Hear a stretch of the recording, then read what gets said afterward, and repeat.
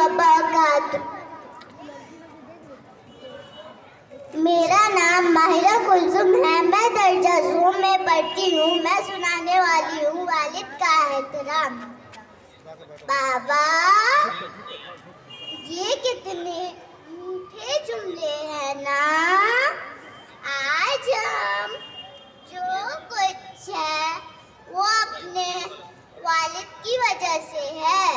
غور کرے، ہمارے والد نے ہماری بہت خدمت کی ہے، ہمیں ہر وہ چیز لا کر دی جس کا ہم نے کہا۔ کبھی ہمیں محبت سے اچھالتے، ہم ہنستے، تھکن سے ان کی سانس پھول جاتی۔ ہم کہتے، ابو ہمیں مزہ آ رہا ہے۔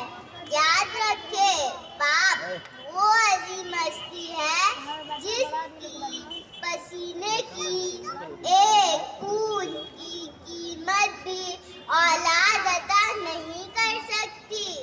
ہمیں بھی ان کی خدمت کرنی ہے۔ جس طرح یہ ہمارے بچپن میں ہماری طرف مسکرا کر دیکھتے تھے، جیسے گھر میں داخل ہوتے فوراً ہماری طرف آتے تھے، کام سے جلدی آ جاتے تھے کہ کہیں میرے بچے ہم سفر سے باہر نہیں جاتے تو کہتے، بیٹا ذرا سنبھل کر جانا۔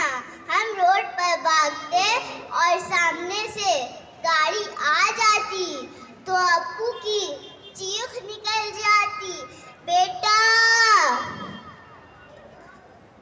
بیٹا ذرا سنبھل کر۔ اور آج ہم کہتے ہیں کہ ابو کی سمجھ میں نہیں آ رہی۔ یاد رکھے، باپ باپ ہوتا ہے۔ کیا ہمارے ابو کا دل نہیں چاہتا کہ ہم بھی ان کو ہنس کر دیکھیں، ان کے پاس بیٹھے؟ آج یہ کیا ہو گیا؟ میرے پاس پیسے ہیں لیکن میرے والد کی جیب خالی ہے، یہ کیسے ہو گیا؟ یاد رکھے، باپ کا کوئی نیم و بند نہیں۔